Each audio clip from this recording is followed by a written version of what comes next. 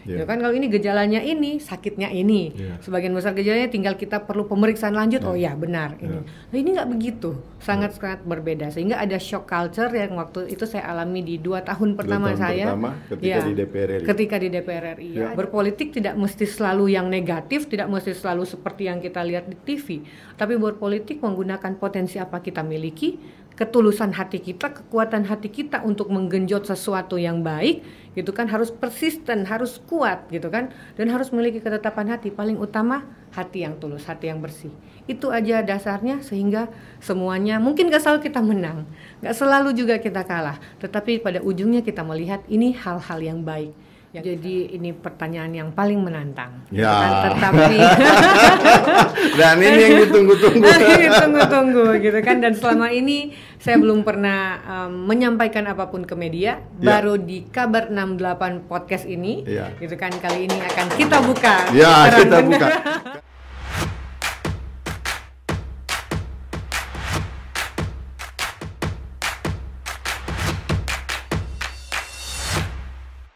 Bismillahirrahmanirrahim. Pemirsa di mana saja kalian berada, Assalamualaikum warahmatullahi wabarakatuh.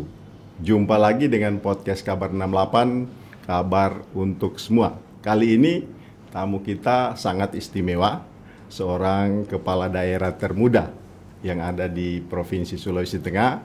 Beliau adalah tenaga kesehatan, kemudian politisi, dan sekarang menduduki tampuk kepemimpinan di Kabupaten Poso. Kita sapa Dr.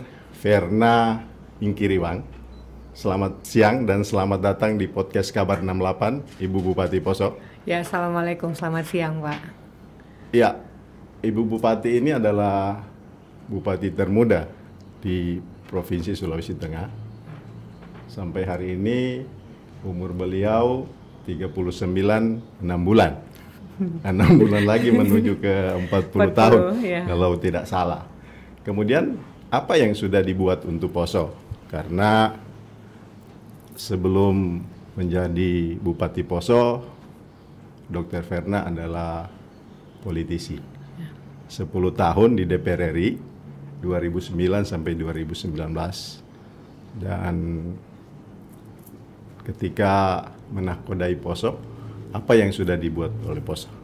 Atau sebelum ke sana, kita boleh bertanya Ibu, masa kecil Ibu, kemudian dari dokter, kemudian beralih ke legislator, dan pada akhirnya kepada eksekutor.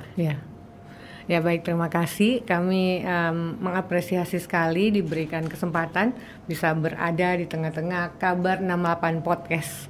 Ya, kami merupakan satu kehormatan bagi kami untuk bisa berbincang-bincang, karena mungkin kadang tidak semua kepala daerah punya kesempatan maupun bisa mengungkapkan apa yang menjadi isi hatinya. Nah, kali ini saya dapat kesempatan yang sangat spesial, berbangga sekali. Kalau tadi Bapak tanyakan tentang mungkin masa kecilnya seperti apa, kemudian latar belakang dari tenaga medis menjadi legislator, kemudian menjadi eksekutif, gitu kan, mungkin beda-beda gitu kan tahapannya. Nah, masa kecil kami sebenarnya dulu karena orang tua saya almarhum pernah tugas di Palu, gitu ya, jadi saya pernah bersekolah TK dan SD itu di Palu, gitu ya. Kemudian orang tua kami pindah ke Sulawesi Utara, jadi kami pendidikannya setelah itu lanjut di sana, kemudian menempuh pendidikan kedokteran di Universitas Samratulangi. Kemudian setelah itu, pada saat itu memang ceritanya passionnya memang di sebagai tenaga medis, baru mau ambil spesialis, gitu ya. Tiba-tiba orang tua kami menyampaikan bahwa kami di Sulawesi Tengah dari partai ya pada saat itu tidak punya kader perempuan. Memenuhi pada saat itu baru mulai 30%. Kalau bisa mau dimasukkan saja namanya untuk itu. Saya bilang, aduh, saya mau ambil spesialis ke papa ya, saya sampaikan begitu. Sepertinya tidak mungkin, katanya hanya nama saja kok yang dimasukkan. Tapi setelah sudah terdaftar, otomatis ada tanggung jawab moral. Yang bisa dilakukan apa? Ya paling ketemu masyarakat, lakukan pengobatan gratis. Pada saat 2008 itu saya ingat. Sesimpel itu yang kami lakukan, ke masyarakat, lakukan pengobatan gratis. Nah, ternyata Ya, tidak kita sangka juga mendapat banyak kepercayaan simpati masyarakat di tahun itu, terpilih menjadi anggota legislatif paling muda dari Partai Demokrat. Nah, dari partai lain masih ada juga yang lebih muda pada saat itu, tapi di Partai Demokrat saya paling muda tahun itu. Kemudian setelah itu 10 tahun di sana di DPR RI membidangi Komisi 9, ya, bidang kesehatan dan tenaga kerja.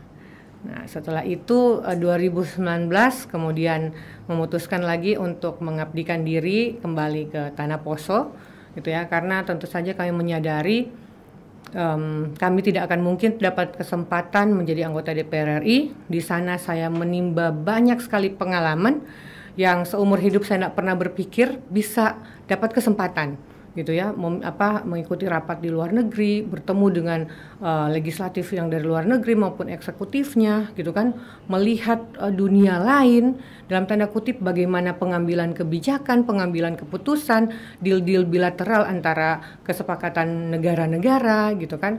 Itu kami dapat banyak sekali kesempatan di situ yang sangat membuka cakrawala kami. Nah, untuk itulah kami melihat bagaimana ada kesempatan untuk kami pulang mengabdi, ya. Kalau tanpa masyarakat Poso, dalam tanda kutip waktu dulu kami pemilihan DPR RI paling besar suara kami itu dari Kabupaten Poso, ya, setengahnya dari Kabupaten Poso, sehingga tentu saja ada kewajiban moral, ada keterpanggilan dan banyak diminta oleh masyarakat. Kami memutuskan mau maju atau tidak, survei dulu. Bisa tidak ini surveinya disukai tidak oleh masyarakat. Surveinya pada saat itu alhamdulillah puji Tuhan bagus, jadi kami memutuskan untuk mencoba maju.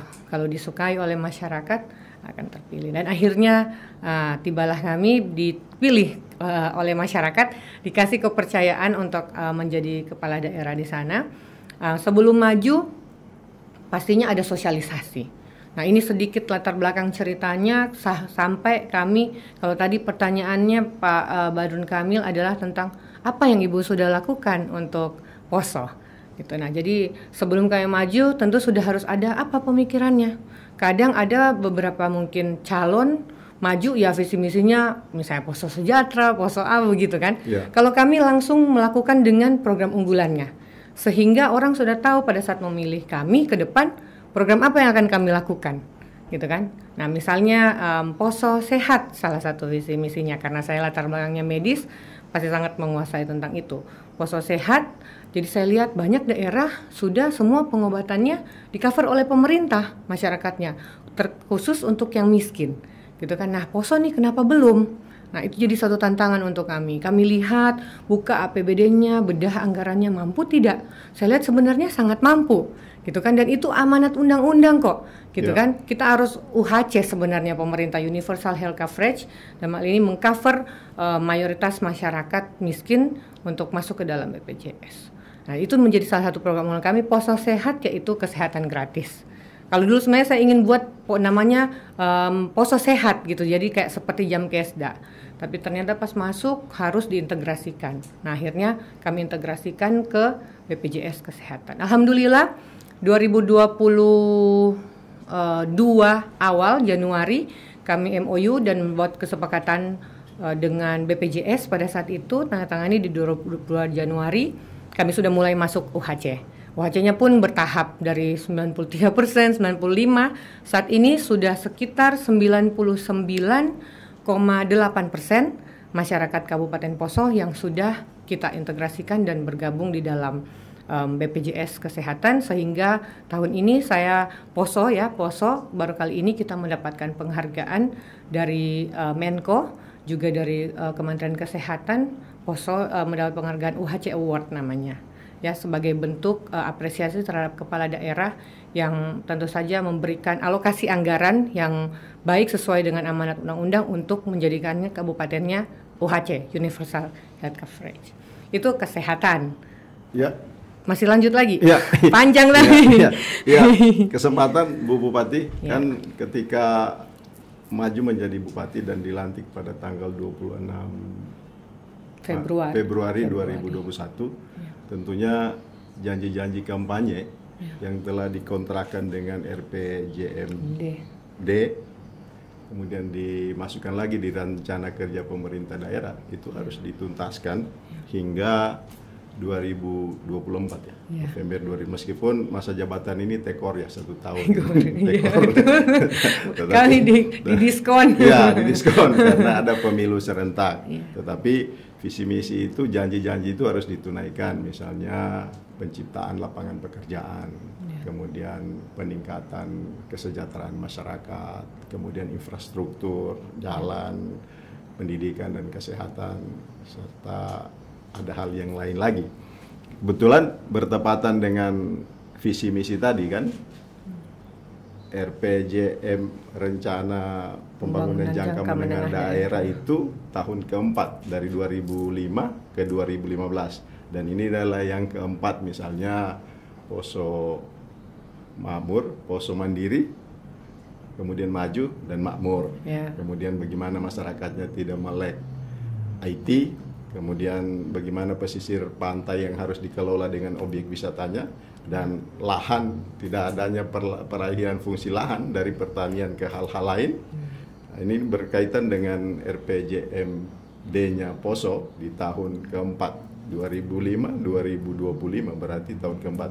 Dan ini bagian dari lanjutan yang telah diprogramkan oleh Ayahanda tercinta dalam 10 tahun terakhir. Misalnya 2005-2015 yang bupati itu adalah Pak Pit Ingkiriwang, yang tidak lain adalah bapak dari bupati saat ini. Kemudian berjeda 5 tahun, kemudian 2021-2026 itu dilanjutkan oleh anaknya. Sebelum beralih ke realisasi daripada visi misi itu, ada suara yang menyebutkan bahwa di Poso ada politik dinasti. Padahal kerja-kerja politik itu real, baik dilakukan oleh orang tua maupun anaknya sendiri yang saat ini menjabat bupati. Bagaimana Pak Ibu Bupati menyikapi persoalan itu? Ya. Kalau tentang politik dinasti sebenarnya sangat jelas. Biasanya dinasti berarti kan artinya diturunkan dari orang tua ke anaknya, seperti itu. Nah, pada saat kami adalah ada jeda kepemerintahan 5 tahun. Kami tidak memimpin di Kabupaten Poso. Dan sebenarnya politik dinasti itu tidak ada yang salah. Kalau menurut saya pribadi, kalau orangnya ada kemampuan, punya figur, punya integritas, punya kapasitas, itu menjadi hak asasi, gitu kan. Nah, cuman kadang ada kacamata-kacamata tertentu menganggap bahwa ini dinasti. Nah, banyak juga contoh sebaliknya.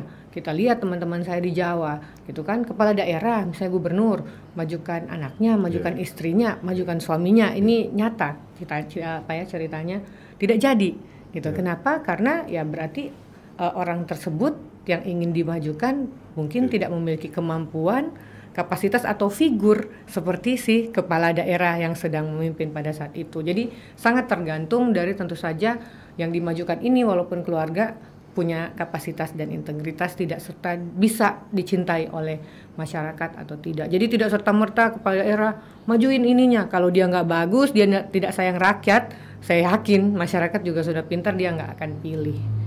Gitu. Ya, kemudian Ibu Bupati ini kan runner up Putri Indonesia 2007. Miss Indonesia. Ya, runner up Miss Indonesia 2007, yang tentunya paham benar bagaimana memajukan sektor pariwisata di suatu daerah.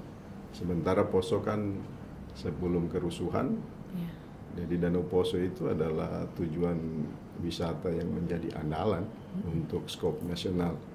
Bagaimana mewujudkan itu, mengembalikan kejayaan Poso itu lewat pariwisatanya? Karena misalnya dengan tidak mengesampingkan potensi-potensi sumber daya alam yang ada. Saat ini misalnya sudah ada energi Poso, Sulewana, kemudian ada lahan pertanian yang terhampar banyak dan subur, kemudian yang lebih mendominasi sebenarnya potensi wisata yang ada. Karena kita lihat perkembangan Danau Poso itu sangat luar biasa, bagaimana Torau dan sekitarnya itu cukup menjadi magnet untuk menarik orang luar masuk ke Poso. Apa yang sudah dilakukan oleh pemerintah Kabupaten Poso? Memang kalau bicara pariwisata ini jadi satu PR yang bagi saya sangat berat, gitu, karena kita punya potensi, satu sisi kita punya potensi yang luar biasa di situ, dan mungkin berapa puluh tahun yang lalu kalau dibilang Sulawesi Tengah mau wisata poso, gitu kan, semua orang cerita begitu ke saya. Nah, bagaimana kita bisa membalikan, sedangkan daerah sekitar kita juga sekarang mulai bertumbuh wisatanya.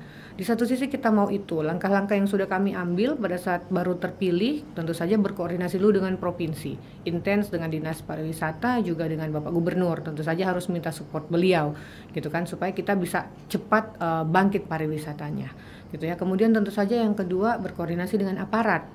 Nah, karena pariwisata ini kita punya potensi yang sangat bagus, sangat indah, tapi kalau keadaannya tidak aman, kondisinya tidak baik, ada image yang tidak baik, tidak ada satu wisatawan pun yang mau datang, gitu kan. Nah, Poso kita PR yang paling besar adalah tentang stigma Kabupaten Poso, bahwa Kabupaten Poso ngeri, tidak aman, masih ada sisa-sisa konflik plus teroris. Nah, itu yang paling susah. Saya mau jual Poso dalam tanda kutip ke teman-teman di Jawa atau teman-teman investor tentang berinvestasi pariwisata maupun berinvestasi di lainnya, gitu ya. Mau kita kasih karpet merah pun, semua kemudahan kita berikan, yang penting sesuai aturan, susah sekali di 1 tahun pertama kami memimpin, gitu kan. Dan ini menjadi satu pergumulan saya yang luar biasa. Nah, pada saat itu akhirnya dengan dukungan Bapak Gubernur, beliau memberikan kami bukan hibah ya, tetapi mengalokasikan anggaran dari provinsi untuk membantu, sehingga tahun lalu ya, tanpa dari pusat atau apa, itu benar-benar dari provinsi membantu Kabupaten Poso untuk mengadakan kembali Festival Danau Poso dengan sangat baik dan megah. Itu pun langkah-langkah kami ambil, kami bersama Pak Gubernur. Saya satu kali dengan Pak Gubernur ketemu Menteri langsung, Sandiaga Uno. Kemudian yang kedua kali saya dengan Pak Wakil Gubernur ketemu beliau juga, untuk kita tentu saja menyampaikan bahwa kita punya niat baik, kita mau ini Poso berubah, tapi kita perlu support dari kementerian juga, gitu kan. Saya sampai ke Bappenas juga, untuk apa? Ke Bappenas minta bahwa Bappenas pada saat rapat dengan secara besar di kementerian menyampaikan bahwa kita Poso punya red light. Jadi ada red light ke pariwisata dunia, gitu, bahwa apalagi Australia dan sekitarnya, bahwa tidak boleh masuk Poso karena ada tanda red light itu. Nah, itu yang kami minta untuk bisa diurus supaya dicabut deadline-nya. Itu juga kami sampaikan kepada Bapak Kadensus, Bapak Kapolda, gitu kan. Waktu itu Panglima TNI juga hadir ke Poso, kami sampaikan bahwa kami dituntut untuk berbenah, untuk maju, tetapi ada hal-hal yang bukan dalam wewenang Pemda, gitu kan. Itu perlu ranahnya negara untuk berkoordinasi secara lebih lanjut. Nah, karena dan baru mungkin tahun pertama kami belum bisa, tahun lalu di bulan, kalau saya salah ingat, November Desember, Bapak Kapolda, Bapak Kadensus menyampaikan kepada kami bahwa DPO masalah terorisme semuanya sudah didapat, sudah selesai, berarti penanganan masalah terorisme dinyatakan bahwa sudah selesai, gitu kan. Penanganan berikutnya lebih kepada pencegahan, seperti itu. Nah, itulah yang juga kami kembali lagi ke Bappenas meminta supaya ini lakukan. Kami kembali lagi kepada bertemu Pak Menteri, meminta dibantu dong untuk difasilitasi keluar, gitu kan, sehingga mereka mau mencabut itu red light-nya itu, jadi travel warning namanya, travel warning ke Poso, sehingga bisa itu. Nah, sambil kami menggerakkan di dalam, gitu kan, memberikan pelatihan-pelatihan kepada pelaku penginapan, hotel, kepada restoran-restoran, rumah makan, bahkan yang tempat-tempat makan yang kecil, untuk bagaimana kita punya jiwa entrepreneurship, punya jiwa yang menerima tamu dengan baik, gitu kan. Karena kita tahu ada daerah yang dulu sangat terkenal, tapi pada saat orang ke sana dijawabnya mau nawar atau mau apa, dijawabnya ketus. Nah, kita tidak mau Poso begitu. Kita harus ramah dan lain sebagainya. Itu perlu kita ingatkan terus dan kita latih. Hospitality-nya dan lain sebagainya, itu jiwanya itu harus terus kita ingatkan kepada seluruh pelaku pariwisata kita di Poso. Tahun lalu sebelum FDP itu kami beri anggaran khusus sehingga itu bisa dilakukan, termasuk menyiapkan penginapan dan homestay.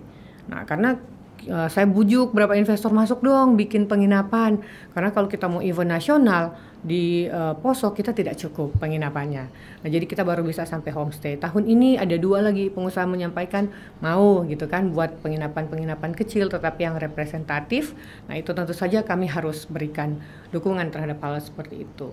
Jadi di Kabupaten Poso kita banyak PR kalau tentang pariwisata, tapi bagi saya hal yang sangat sulit, tapi alhamdulillah pada saat tahun lalu wawancara untuk masuk ke event nasional. Nah, saya sendiri mengambil inisiatif untuk saya sendiri yang mengikuti wawancara tersebut via Zoom, biasanya yang diikuti oleh kepala dinas. Kenapa? Supaya ada breakthrough bahwa mereka dari Kementerian Pariwisata, para kurator namanya waktu itu untuk menentukan siapa yang masuk Ken. Mereka melihat ada niat baik gitu kan dari pimpinan daerah sendiri nih yang turun tangan. Jadi kami diberi apresiasi, saya menjelaskan tentang konsep acaranya. Nah, syukur itu tadi Bapak sampaikan, yuk pernah dulu jadi Miss Indonesia, syukur ada juga itu pengetahuan modalnya itu ya. Itu jadi salah satu ini, jadi nggak terlalu kaget dari bidang kesehatan ngomongin pariwisata, tidak terlalu kaget, masih dalam dunia saya juga. Jadi bisa kami jelaskan, termasuk banyak hal yang dituntut oleh mereka sehingga akhirnya Poso tahun lalu kita tidak masuk, tahun ini kita masuk dalam Karisma Event Nusantara. Jadi ada 110 daerah kalau saya tidak salah di Indonesia yang mendapatkan disupport dari Kementerian Pariwisata. Ya, ini mungkin langkah-langkah awal yang kita lakukan, yang masih jadi PR saya memasukkan penerbangan ke Kabupaten Poso, karena itu juga salah satu syarat supaya kita bisa cepat berkembang pariwisata maupun perekonomian dan lain sebagainya. Ya, pemirsa, diskusi ini akan semakin menarik. Jangan kemana-mana, tonton terus podcast Kabar 68, kabar untuk semua. Jangan lupa like, subscribe, dan bunyikan lonceng agar channel Anda terus terupdate dengan konten-konten terbaru kami. Ibu Bupati, 10 tahun menjadi legislator, berarti punya pengalaman banyak, terutama menyuarakan aspirasi masyarakat yang dari kunjungan-kunjungan keliling Indonesia kan banyak aspirasi yang didapatkan, kemudian disuarakan. Tetapi ketika berperan sebagai legislator kan tidak semua yang disuarakan itu dieksekusi, karena kita hanya batas menyuarakan. Sekarang Ibu menjadi eksekutor, menjadi eksekutor di sebuah kabupaten yang dari dulu punya bahaya laten tentang kerusuhan, yang punya stigma, meskipun saat ini mulai tereliminir. Kemudian punya tantangan berat bahwa daerah miskin di sana masih cukup besar, 15,526%. Dari 256 penduduk, ada sekitar 40.000 penduduk yang miskin, yang butuh kerja keras. Tetapi dengan visi misi yang Ibu canangkan ketika itu diimplementasikan dengan baik, saya yakin masyarakat yang dulu berpendapatan 470.000 per bulan bisa naik. Berarti dia naik ke tingkat dari miskin ke prasejahtera. Ya. Apa yang sudah dilakukan misalnya dari RKPD, Rencana Kerja Pemerintah Daerah, sesuai dengan visi misi, ditambah dengan Rencana Kerja Pembangunan Menengah yang 20 tahun terakhir sudah dicanangkan. Ada program andalan misalnya Bunga Desa dengan 7 pilar. Iya. Kalau berarti penanganan kemiskinan lebih ke situ. Sebenarnya lebih kepada keseluruhan adalah ada 7 pilar tadi yang Bapak sampaikan. Salah satu menjadi visi misi kami ya, dengan 7 pilar dan 7 program unggulan. Tadi salah satunya Poso Sehat, kemudian ada Poso Pintar, ada Poso Sejahtera, ada Poso Pakaroso, Poso Harmoni, Poso Bersinar dan Terdepan, Poso Harmoni dan Tangguh. Itu kan, itu 7 pilarnya dengan masing-masing punya program unggulan di dalamnya, sehingga masyarakat bisa langsung cek ini program ini jalan atau tidak. Jadi nggak sekedar slogan gitu kan, tetapi sudah ada program-program unggulan di dalamnya yang langsung kita turunkan ke masyarakat. Dan itu tentu saja memakan anggaran yang cukup besar gitu. Tetapi kalau saya dulu berprinsip pada saat saya menyusun itu, kalau saya jadi bupati nggak boleh pelit sama masyarakat, sama rakyat gitu ya. Sehingga mungkin kalau dulu banyak ke infrastruktur atau banyak ke mana, nah ini kali ini kita bikin program persemakmuran lah kira-kira, program yang langsung menyentuh ke masyarakat. Ya, puluhan miliar itu program itu yang sudah kami susun. Sampelnya kira-kira seperti apa? Apanya? Contohnya misalnya yang langsung menyentuh ke masyarakat. Misalnya kalau tadi kan kami membayarkan BPJS-nya masyarakat yang tidak mampu. Kemudian yang kedua misalnya komite gratis Kenapa saya tidak bisa sebut langsung pendidikan gratis? Banyak yang bilang pendidikan gratis, tapi ternyata orang banyak berpikir pendidikan gratis berarti bukunya dikasih gratis, seragamnya gratis, sepatu kaos kakinya, tasnya gratis. Nah, sedangkan pasti anggaran tidak cukup. Jadi saya menyebutnya komite gratis. Kenapa dia komite gratis? Karena di Poso kemarin sempat terjadi beberapa masalah hukum, ya, malah sampai gurunya jadi tersangka bahkan dihukum, gitu kan, karena masalah uang komite. Nah, uang komite ini dijadikan prasyarat. Kalau harus 1 bulan sekian, kalau tidak bayar uang komite, anak tidak bisa ikut ujian, anak tidak bisa ambil raport, tidak bisa ambil ijazah, gitu kan? Sehingga tidak ada hak asasi anak-anak kita untuk belajar dihambat hanya demi uang komite. Dan itu banyak sekali saya dapatkan, sampai ada anak yang karena dia malu sudah 2 kali berturut-turut diumumkan di sekolah, orang tua tidak bayar uang komite 3 bulan, tidak bisa ikut ujian, diumumkan di kelas, gitu kan, bahkan di depan sekolah saat apel. Nah, itu akhirnya anaknya bilang, kalau begini mama papa tidak bayar, saya pulang, saya tidak mau sekolah. Mulai dari situ tidak mau sekolah. Orang tuanya pada saat itu sebelum jadi bupati datang mengeluh, saya menangis-nangis, bagaimana? Saya bilang, masalah seperti ini ada berapa banyak. Jadi setiap saya sosialisasi saya cek, ada nggak yang begitu muncul itu kan, nggak bisa kami ambil raport, sudah lulus nggak bisa dapat ijazahnya. Saya bilang ini gawat kalau begini. Nah, sehingga saya buat program itu komite gratis. Dalam hal ini saya cek apa sih uang komite ini digunakan untuk apa. Oh, ternyata paling banyak digunakan untuk membayar guru honor. Oke, kalau begitu guru honor kami Pemda yang bayar, sehingga tidak lagi dipungut dalam tanda kutip jadikan prasyarat uang komite. Boleh sesuai aturan kami pelajari. Kenapa uang komite ini memakan korban guru bahkan kepala sekolah dijadikan tersangka? Karena tidak sesuai aturan. Jadi itu juga harus kami lakukan untuk melindungi guru-guru kita. Jadi kita bayarkan uang para honorer dari pemerintah daerah, kita gelontorkan miliaran rupiah untuk itu. Kemudian sekolah saya sampaikan bahwa boleh minta sumbangan sesuai dengan aturan, sumbangannya sukarela. Sifatnya tidak boleh diprasyaratkan begitu, tidak boleh dipatok, semua harus bersifat sukarela. Nah, itu salah satunya. Kemudian yang langsung juga masyarakat ada santunan duka. Nah, santunan duka baru kali ini juga diberlakukan di Poso, ya. Jadi kami berikan kepada keluarga-keluarga yang miskin atau tidak mampu, atau ada memang kalau merasa ingin mengapply itu, mengambil itu juga bisa siapapun.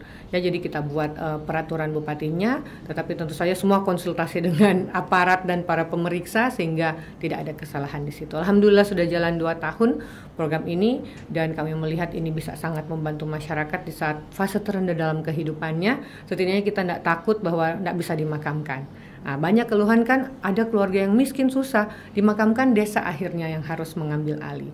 Nah, hal ini kita hadir di situ supaya pemerintah juga hadir di tengah-tengah masyarakat.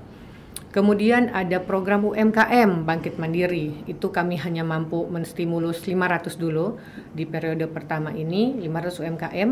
Jadi kita bangkitkan dulu UMKM-nya. Stimulus dengan 2 juta per UMKM, tapi hanya untuk 500. Gitu. Kemudian 500 UMKM yang kita pilih.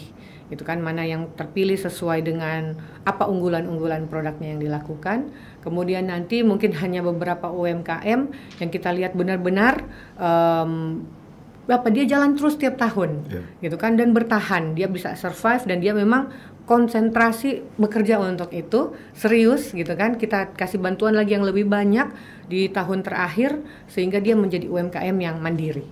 Nah, itu salah satu cita-cita itu, jadi semuanya langsung ke rakyat. Juga kami ada memberikan program baru itu di 7 pilar itu, namanya insentif untuk para pemuka agama, jadi untuk imam masjid, untuk pendeta yang pegang jemaat, gitu ya, kemudian untuk para mangku. Nah, walaupun tidak besar, hanya 1 tahun 1 kali gitu diberikan, tetapi ini berdasarkan aspirasi yang masuk. Juga insentif untuk tokoh adat, karena di Poso adatnya masih sangat kuat. Kita mati konsultasi adat, tokoh adat, mau menikah tokoh adat. Kemarin juga saat kami penanganan COVID, yang lain sudah tidak didengar, aparat saja tidak didengar, yang datang tokoh adat baru didengar.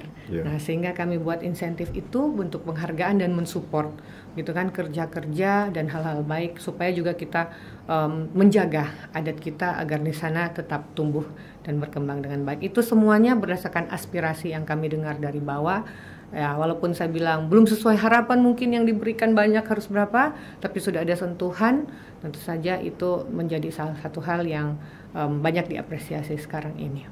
Itu beberapa mungkin yang program yang langsung ya mengena kepada masyarakat. Kemudian untuk infrastruktur, baik itu jalan kabupaten, misalnya fasilitas kesehatan, rumah sakit, puskesmas, karena tadi kan anggarannya itu lebih besar dialihkan ke yang bersentuhan langsung itu. Kepada masyarakat. Apa yang dilakukan mengantisipasi kebutuhan infrastruktur?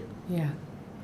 Sejauh ini kami melihat sebenarnya masih bisa kita balance gitu, dan tahun ini kami pada saat penyusunan tahun lalu perencanaan untuk tahun 2023 sudah diwajibkan oleh pemerintah pusat untuk kesehatan sekian persen. Kalau dulu hanya disampaikan begitu tetapi tidak dijaga betul-betul. Nah, untuk tahun ini benar-benar sudah dijaga. Kesehatan harus sekian persen, infrastruktur harus sekian persen, pendidikan harus sekian persen. Sehingga tentu saja harus ada trik-trik khusus, efisiensi di mungkin beberapa OPD yang kita anggap ini masih bisa gitu ya kita tunda. Nah, itu yang kita lakukan sekarang. Jadi pembangunan infrastruktur pun atau pendidikan dan kesehatan kita masih bisa dapatkan dana melalui DAK, dana alokasi khusus. Nah, jadi itulah juga yang menjadi salah satu penguatan sehingga infrastruktur maupun kesehatan maupun pendidikan yang mungkin kemarin dananya banyak juga kita ambil untuk kita pakai ke program langsung ke masyarakat ini tidak keteteran. Jadi masih bisa berjalan dengan baik seperti itu. Masih bisa disiasati masih ya, bisa Bupati. Disiasati. Bupati, sekarang kan untuk menuju 2024 kan tinggal beberapa saat. Sementara program-program unggulan itu butuh digenjot untuk merealisasikan janji-janji kampanye kepada masyarakat. Apa terobosan apa yang dilakukan dalam satu terakhir? Karena mengingat misalnya keterbatasan dana, kemudian persoalan di Poso itu cukup rumit, ditambah lagi dengan saat ini dan kedepannya adalah tahun politik. Jadi kalau tahun politik itu kan agak sulit-sulit sedap juga. Misalnya orang lihat mangga tetapi yang disebutkan itu apel atau yang dilihat apel yang dipublikasikan mangga. Betul. Iya. Bagaimana Ibu Bupati menyikapi persoalan yang disebutkan tadi? Bagi saya memang masuk ke Poso ini jadi salah satu tantangan tersendiri gitu ya, keras gitu kan, keras di sana, sehingga kalau saya berpikir karena saya perempuan tidak bisa saya ini juga dengan keras. Tetapi saya tetap punya prinsip bahwa jika apa yang saya lakukan benar, mau dibilang dibicara apapun, saya tidak pernah takut, saya tidak mengalah. Gitu kan, walaupun tentu saja saya akan terus melakukan pendekatan-pendekatan sehingga orang memahami, oh ini isi kepalanya Bupati, oh kenapa dia lakukan itu, karena ada alasannya seperti ini. Jadi komunikasi memang yang harus banyak lakukan, karena memang selama ini mungkin image Poso yang keras, dulu juga mungkin pemimpinnya yang sebelum-sebelum kami semuanya dari aparat gitu kan, mantan aparat. Nah, ketemu baru kali ini nih Poso bupatinya sipil dan perempuan gitu kan, sehingga pasti agak berbeda. Nah, banyak juga mungkin karena perempuan, oh bisa ini kita ini dan lain sebagainya gitu kan. Nah, jadi tetap kami sebagai cobaan itu ada sama Ibu Bupati. Misalnya selama ini kan yang pimpin polisi, tentara. Saat ini kan yang pimpin ini yang lembut-lembut ini. Misalnya bupatinya perempuan, dokter lagi, putri Miss Universe lagi, Miss Universe lagi. Pasti masih tetap ada. Masih tetap ada. Cuman mungkin setelah intinya kita tidak boleh pelit berkomunikasi. Karena kadang orang salah memahami kita bila tidak kenal, tapi pada saat sudah berkomunikasi, oh itu maksudnya Ibu Bupati, seperti itu kan. Memang agak keras-keras ini kadang tidak perlu semua saya tanggapi. Jadi banyak saya tidak tanggapi gitu kan, karena kalau kita tanggapi tambah besar, gitu kan, tambah besar, tambah menjadi. Ya lebih baik kita berdiam diri, kita menyampaikan komunikasi yang baik, dan saya lihat ini cukup efektif. Gitu kan, bahwa ternyata orang-orang juga kalau dibaikin mereka juga akan baik.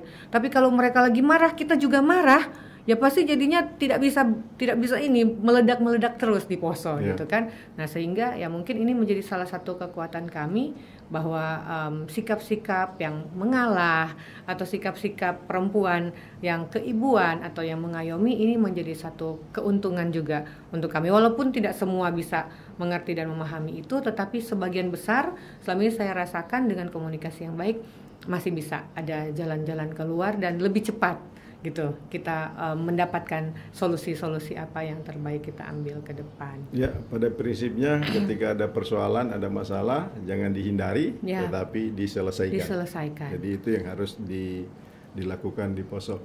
Pemirsa jangan kemana-mana, tonton terus diskusi ini. Jangan lupa like, subscribe, dan berikan komentar.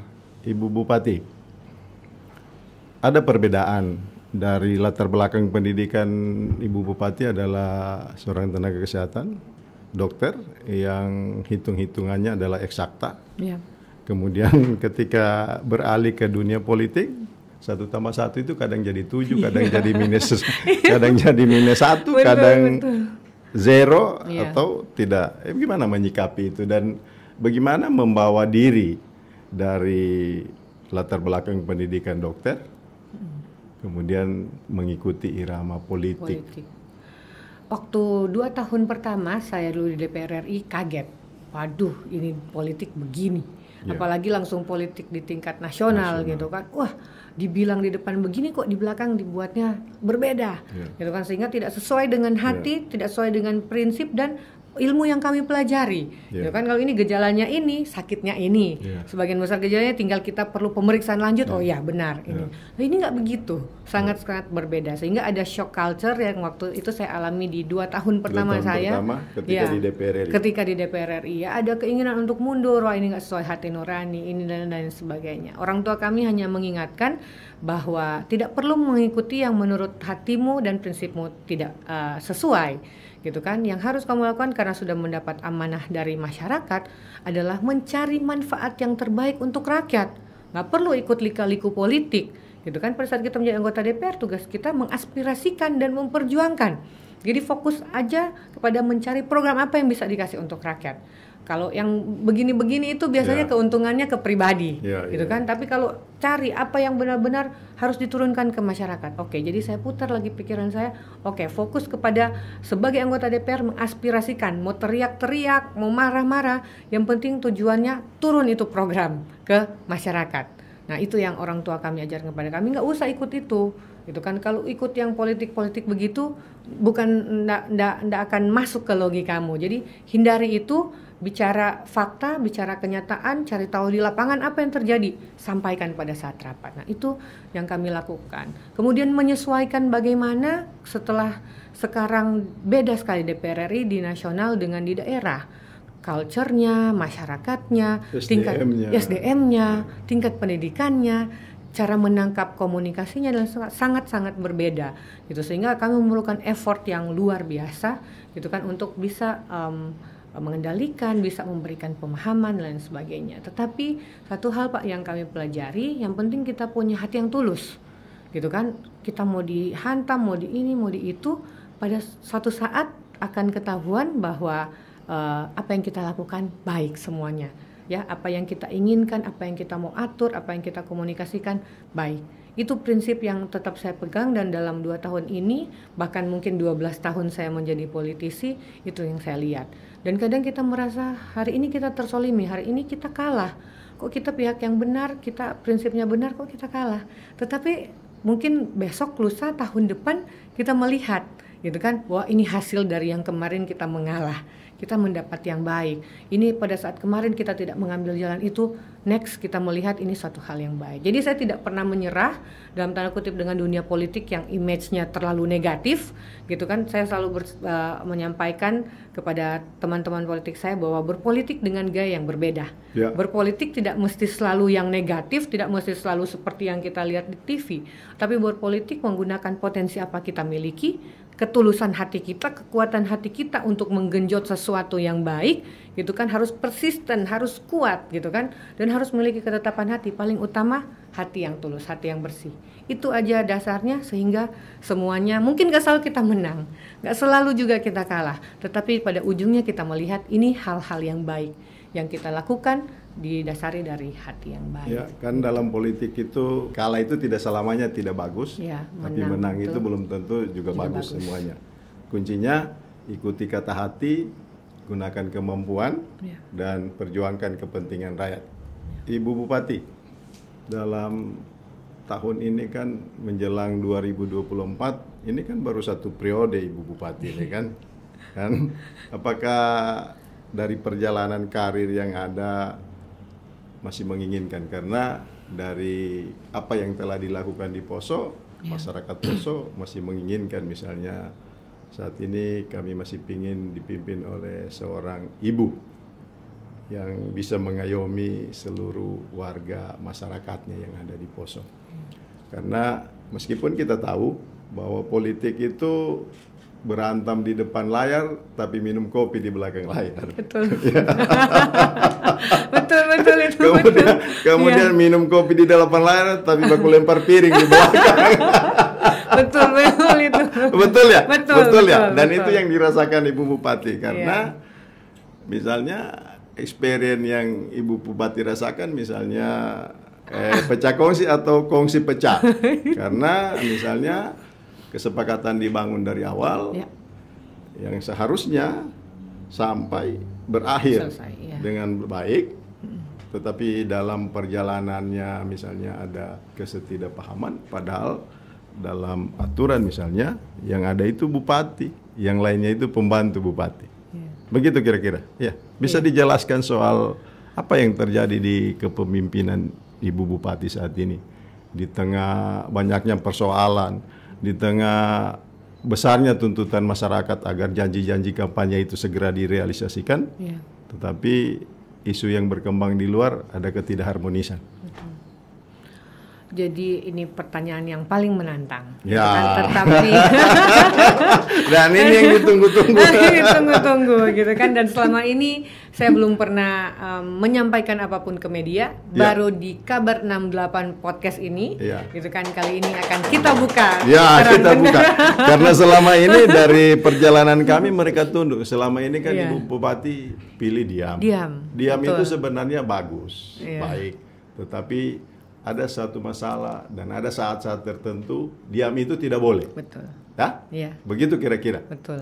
Ya, silakan Ibu Bupati dijelaskan. Diberikan waktu yang luas ya. Jadi ternyata dari pengalaman pribadi saya, tidak semua yang kita komitmenkan sejak awal itu bisa terjadi sesuai dengan yang kita harapkan. Kita pun merasa kalau tentang kasus kami ini yang tadi disampaikan, kami merasa baik-baik saja, ya semua dengan baik, bertemu masih baik, berbicara dengan baik, gitu kan. Tetapi tiba-tiba kayak disambar geledek di siang hari, gitu kan.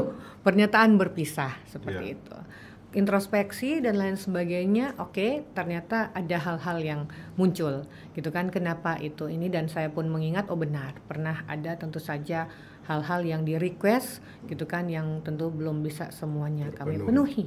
Karena pada saat menjadi bupati, yang paling sulit adalah permintaan orang. Semua orang meminta, tidak ada yang memberi, semuanya meminta, gitu kan, sehingga harus sangat bijak. Bagi kami sudah pernah mengakomodir hal-hal itu 2-3 kali, itu berarti sudah niat baik.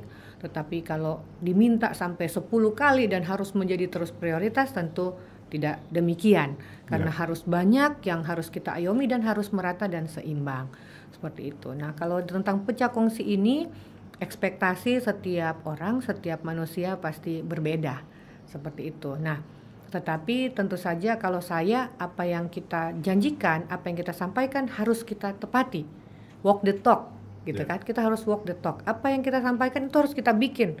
Mau kita patah, mau kita susah, mau kita hancur, kita pokoknya harus sekuat tenaga melakukan. Karena itu marwah diri kita, gitu kan. Di situ orang mengukur dan menilai kita. Kita menepati tidak janji-janji kita. Walaupun mungkin tidak ada 100% bisa kita tepati sepenuhnya, tetapi kita pun bisa melakukan itu 60-70%, itu merupakan suatu hal yang sudah sangat oke, sepertinya sudah sangat baik. Nah, itulah, gitu kan, perjanjian di awal yang sudah dilakukan seperti apa, tetapi kemudian di tengah jalan menjadi berubah harapannya seperti apa. Nah, bagi saya secara pribadi, saya tidak bisa memaksakan. Kalau saya berpegang kepada kesepakatan awal, perjanjian awal, gitu kan. Masih 1 tahun pertama, 1 tahun lebih masih sama, gitu kan. Tiba-tiba 1 tahun lebih itu jadi berubah, Ya tentu itu di luar kemampuan kami. Walaupun kami mencoba untuk berkomunikasi gitu kan, menyampaikan win-win solusinya seperti apa ya, tetapi mungkin ada pemikiran-pemikiran yang berbeda. Dan sebenarnya bukan terhadap hal-hal yang prinsip. Ya. Sebenarnya mungkin Pak Baron juga sudah pernah mendengar gitu kan, bukan pada hal-hal yang prinsip, tetapi hal-hal yang bagi saya itu tidak prinsip dan sebenarnya tidak patut untuk kita permasalahkan. Tapi sebenarnya menjadi masalah klasik di setiap pemerintahan yang kita pernah dengar pecah kongsi. Saya banyak berbincang-bincang, teman-teman kepala daerah juga sebenarnya kasusnya mirip-mirip, gitu kan. Tetapi kepada ada yang mau bersabar, ada yang tidak mau bersabar dan lain sebagainya. Jadi kalau bagi saya tidak ingin menjelekkan atau apapun, saya prinsipnya hanya kita mengikuti apa yang perjanjian di awal. Pembagian tugasnya seperti apa, kewenangannya seperti apa, itu sudah diatur oleh undang-undang. Tentu bupati adalah bupati, kepala daerah tidak bisa dilampaui, gitu kan, oleh wakil, seperti itu. Nah, jadi itu kita berpegang pada aturan dan itu harusnya semua kita sudah memahami. Saya melakukan yang terbaik, ya, semua kompromi-kompromi kita sudah lakukan. Ya, tetapi kalau memang tidak bisa dapat jalan keluarnya, kami juga sudah coba mencari jalannya masih tidak bisa, ya berarti mungkin ada motif-motif yang lain seperti itu. Kan antara bupati, gubernur dengan wakil, wali kota, itu kan yang ada itu kan pendelegasian tugas, tidak ada pendelegasian otoritas.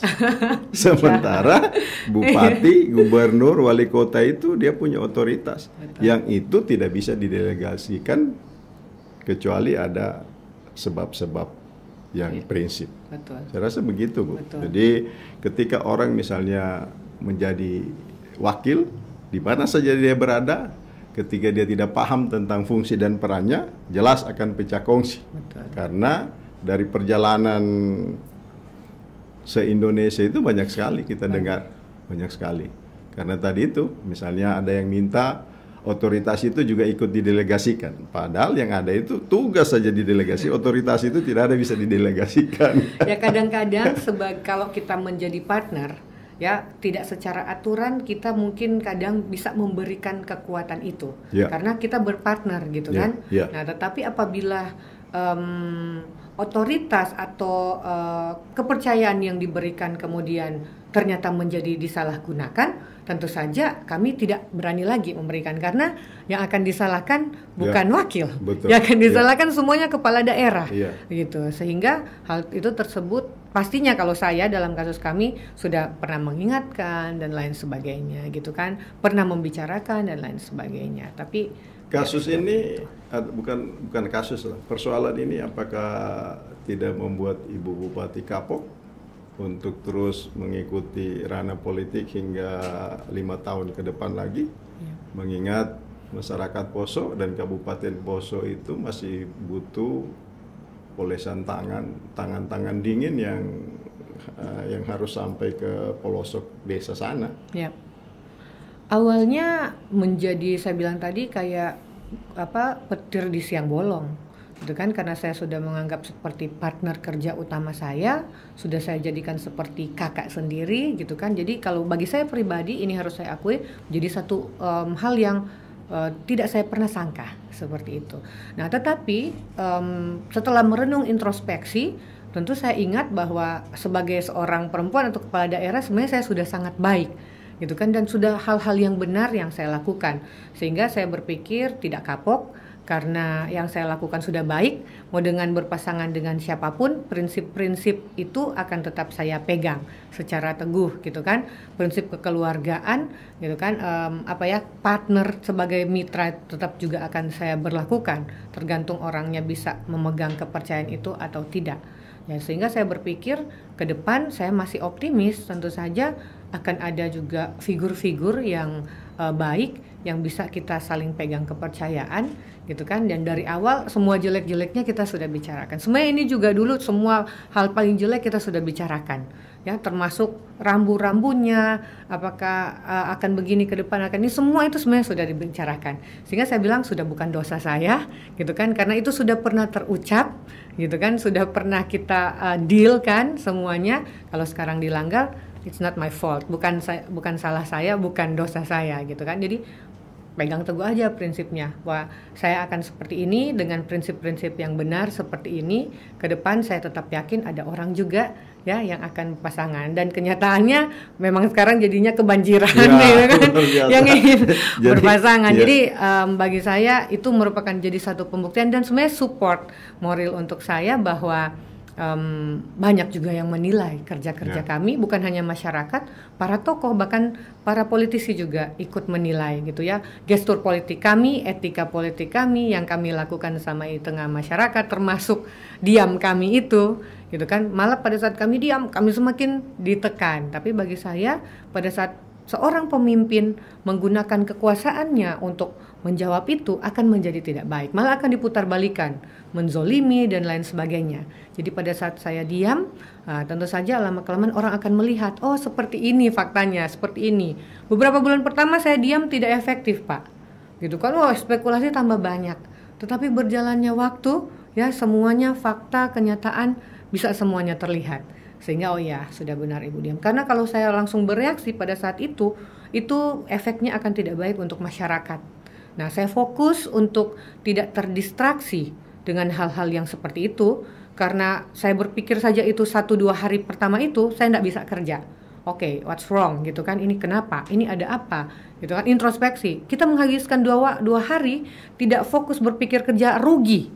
Sangat rugi, saya merasakan kerugian untuk masyarakat dan saya merasa guilty, merasa bersalah. Ngapain ya saya hanya pikirin itu, mending saya pikir program.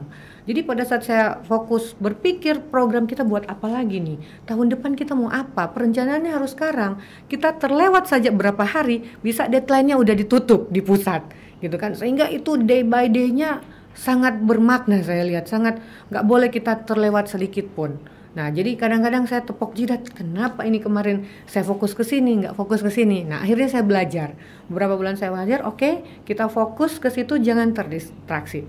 Ada lagi aksi yang dilakukan, nggak saya fokus, nggak saya akan ke sini, gitu kan, kerja, berpikir untuk poso, sehingga orang akan melihat, oke, Ibu tidak menanggapi, tapi Ibu tetap kerja, Ibu melakukan prestasi, Ibu Bupati melakukan ini, oh dapat hal-hal baik, penghargaan dari pusat maupun dari provinsi. Itu menjawab dan menutup semuanya untuk saya. Jadi semua dibalas dengan kerja untuk kepentingan masyarakat Poso. Mungkin masih adakah jalan atau pintu-pintu untuk agar bagaimana kita akhiri misalnya perjalanan pasangan ini, karena berawal dari baik, mesra, diakhiri pula dengan baik dan mesra pula. Ya. Bagi saya itu tidak merupakan satu masalah, karena pada intinya ya dasarnya kami perempuan selalu pemaaf. Pasti yang bapak-bapak, Pak Badun juga punya istri di rumah, bikin salah pasti habis itu dimaafin. Itu sudah sifat dasar perempuan. Dan itu tetap terus saya lakukan, saya berkomunikasi seperti biasa gitu kan. Kami menyampaikan seperti saat Ramadan, kami silaturahmi, datang ke rumah beliau. Jadi saya bilang etika politik saya seperti ini.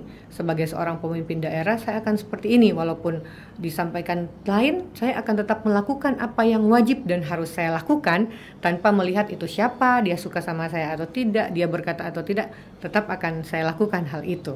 Gitu. Kalau untuk jalan yang baik saya selalu sangat terbuka untuk jalan itu, ya mau bertemu dalam beberapa undangan yang memang harus melibatkan wakil bupati juga akan selalu kami undang. Kami masih mendelegasikan dalam tugas-tugas juga, memimpin rapat di pemerintah daerah juga masih kami berikan gitu kan ruang, sehingga tidak ada bahwa tidak boleh begini, tidak ada hal seperti itu. Etika dalam pemerintahan harus tetap kita lihatkan kepada para OP dan seluruh ASN seperti itu. Jadi kalau untuk apakah bisa endingnya dengan baik, saya rasa bagi saya dari awal komunikasi tetap saya buka terus seperti itu.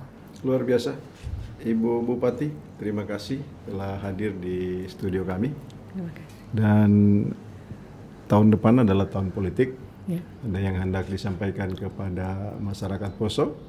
Kemudian ada 7.650 ASN yang ada di Poso yang harus terus di-upgrade, dia punya sumber daya manusia agar bisa memberikan pelayanan yang maksimal kepada masyarakat. Dan yang teristimewa kepada masyarakat Poso, apa yang ingin disampaikan dari seorang bupati? Iya, Ya, kepada seluruh masyarakat Kabupaten Poso, tentu saya berharap apalagi menyambut kita masuki tahun politik tahun ini dan tahun 2024, semoga kita semua dalam kondisi yang baik, kondisi yang kondusif. Jika mulai memanas atau ada isu-isu terkait politik, pasti semuanya akan mulai timbul dan itu tidak bisa kita pungkiri dan itu sudah sering terjadi. Mari kita menyikapi dengan hati yang dingin, kepala dan pemikiran yang bijaksana, ya kita tidak terikut dalam arus politik itu. Kita sama-sama saling mendukung, masyarakat mendukung pemerintah, pemerintah mengayomi dan menyayangi masyarakatnya sehingga pembangunan akan bisa berjalan dengan baik. Gitu ya, politik bisa gaduh, politik bisa panas memang karena pada waktunya harus seperti itu yang kita lihat, tetapi kami yakin dengan doa dan dukungan dari seluruh masyarakat Kabupaten Poso, pemerintah daerah akan tetap dan mampu untuk melakukan pembangunan dan baik itu sumber daya manusianya maupun pembangunan sumber daya alamnya sehingga masyarakat Kabupaten Poso ke depan bisa lebih maju dan sejahtera. Kalau untuk seluruh ASN tentu saja kami mengingatkan agar seluruh ASN tidak ikut dan terlibat dalam politik praktis apapun ya sehingga mampu berkonsentrasi dan mampu menjalankan semua tupoksinya dengan baik tanpa terafiliasi dengan politik atau partai manapun gitu kan. Ini tentu saja harus tegas kami sampaikan dan sudah diwanti-wanti juga oleh KPU dan Bawaslu maupun dari kementerian ya, dan ini harus menjadi pedoman dari seluruh ASN Kabupaten Poso agar fokus, tidak lengah dan tetap melakukan semua tugasnya agar pembangunan bisa berjalan dengan baik di Kabupaten Poso. Terus mungkin satu lagi untuk kepada teman-teman sesama politisi, ya, mungkin dari studio ini bisa disampaikan apa harapan ya, agar Poso itu tetap maju dan terpelihara Kamtipmasnya. Ya.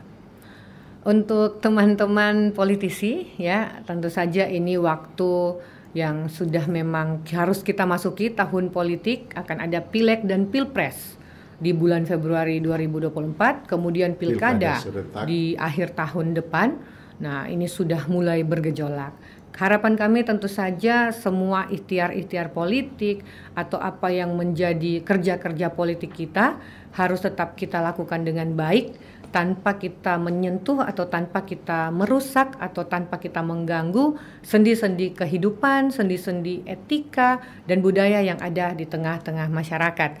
Gitu kan, sehingga politik kita akan menjadi jalur perjuangan tetapi tanpa kita merusak gitu ya tatanan-tatanan yang ada di tengah-tengah masyarakat. Dan kami yakin ya semua politisi yang ada di Poso maupun Sulawesi Tengah, kita semua ke depan akan berjuang dengan baik, dengan bahu-membahu, tentu saja dengan rasa kekeluargaan dan rasa persaudaraan untuk kita nanti mencapai tujuan kita sama ke depan adalah untuk kita membangun Kabupaten Poso, membangun Sulawesi Tengah, membangun Indonesia, bangsa dan negara kita. Saya yakin kita semua akan mampu bergandengan tangan walaupun dengan haluan politik yang berbeda, tetapi sebenarnya semuanya punya cita-cita yang mulia, gitu kan? Semua punya cita-cita dan idealisme yang mulia.